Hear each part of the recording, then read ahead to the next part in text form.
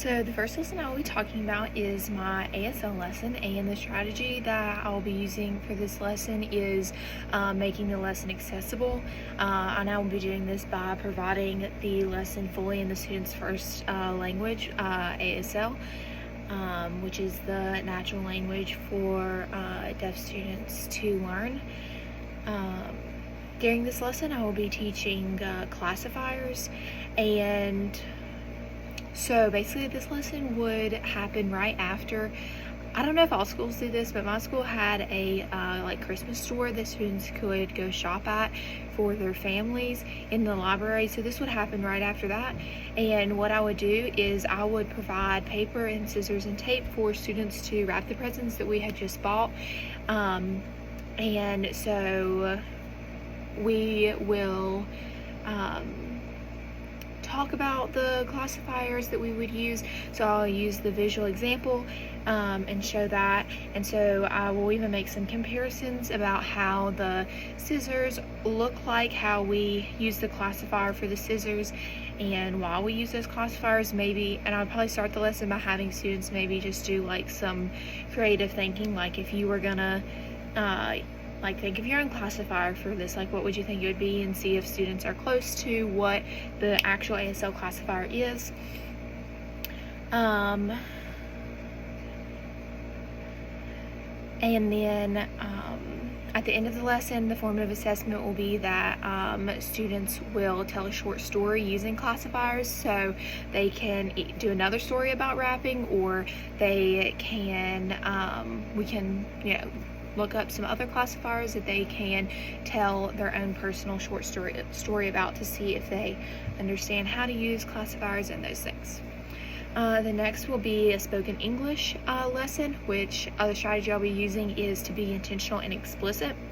When teaching spoken English to DHH students, it is very important to be intentional and explicit with instruction, so that things are clear and they can understand it. So this teacher, where I'll be teaching action verbs and how you use them. So we will use the visuals to talk about what's happening in this in these pictures.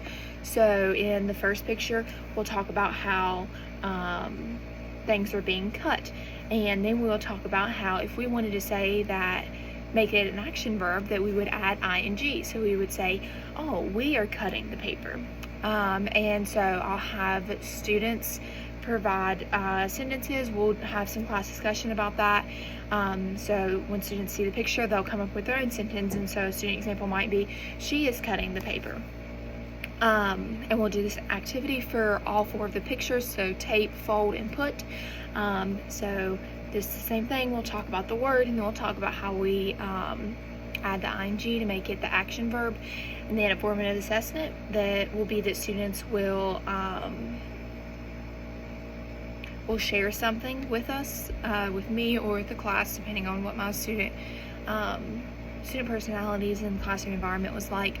But something that they did yesterday using the action verb ing. So an example could be, yesterday I was running down the stairs and fell.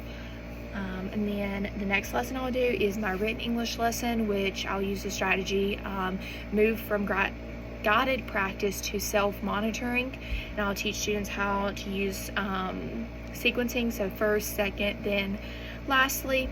So I'll start by using the rapping example to have discussion, the visual, and then I'll have students, I'll have the pictures cut out, and students will place each step with the word that matches it. So I'll have like first, second, third, fourth, or like first, second, then lastly, and students will place the step under the word that would fit that after we've discussed it. And then on their own, students will have another example, a visual example of something similar to the rapping example, and they will have the words,